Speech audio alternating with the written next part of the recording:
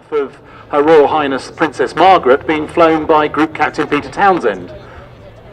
I wonder how it came about, because the Spitfire has kept all the glory and the charisma and so on and so forth, and yet it was the Hurricane that was almost more successful. Well, certainly during the Battle of Britain, the Hurricane shot down more aircraft. Of course, early ones had just 4 303 machine guns in each wing. Later, that was up to 6 in each wing. An aircraft like this had 4 20mm cannon, 2 in each wing.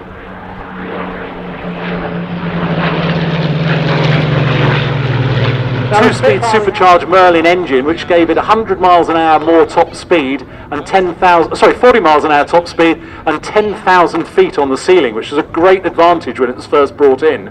Harry Broadhurst, the famous squadron leader, took the prototype over to Germany when he shouldn't have done, and he said he out-climbed a Focke-Wulf 190, and the look on the pilot's face was absolutely priceless, because he was expecting to see a Spitfire 5. This one is in the markings of an aircraft that was flown by the totally great Neville Duke, who was chief test pilot here, famous for flying the Hunter, and also lived here in the White House by Compass Gate. Now, the Spitfire is being flown today by Flight Lieutenant Andy Priest, Andy Milliken, who is the commanding officer of the Battle of Britain Memorial Flight, is flying the Hurricane.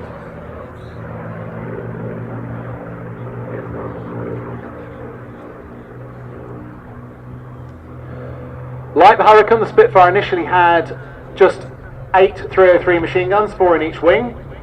That was upped later on to a 20mm cannon and 2 in each wing, 2 machine guns, and then later on a cannon and a 1/2-inch Browning in each wing. And also they ended up with an extraordinary number of variants. How many variants ultimately were there? There was 24 known marks, but something like 47 identifiable variants.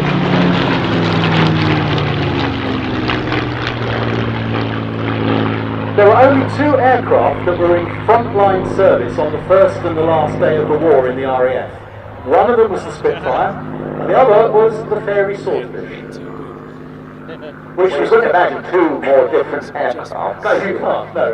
And one was well past its sell-by date, and the other very definitely wasn't. Spitfires were still used up to 1954 in Malaya. The last operational ground attacks were in 1954, and photo reconnaissance Spitfires carried on through until, as we say, 1957, with the temperature and humidity flight getting forecasts from RAF Woodvale.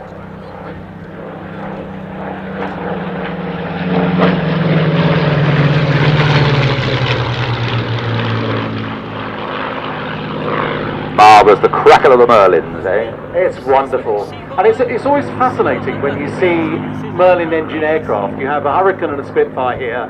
We've seen the Mustangs, we have the Lancaster. They all sound different. The Merlin seems to sound different in each engine it's in. I heard the lovely phrase that a Merlin sounds wonderful when you're outside, but when you're inside the cockpit, it sounds like it's about to fail. And somebody described it as sounding a bit like an explosion in a bicycle shop. I mean, could you personally recognise a Packard against any other kind? No, I couldn't. They were very, very close together. The 2-stage one that was in the Spitfire 9 was pretty well the same engine as in the Mustang.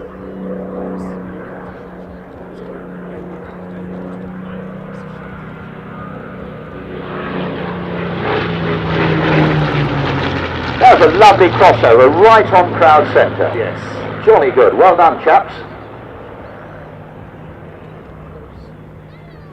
Well, I do remember commentating a number of times on Andy Priest when he flew the Tutor, and he was excellent. Some people do it like that. Some people just sit there and take pictures. And if you look to your left now, ladies and gentlemen, you can see running in there, not just a Spitfire, but behind that there.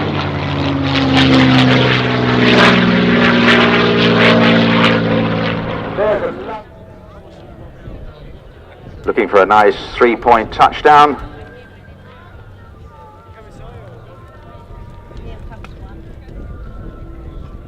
And just to prove me wrong, he does a wheeler, but anyway, there you go. That's quite sporting, and certainly a technique that is used on the tarmac.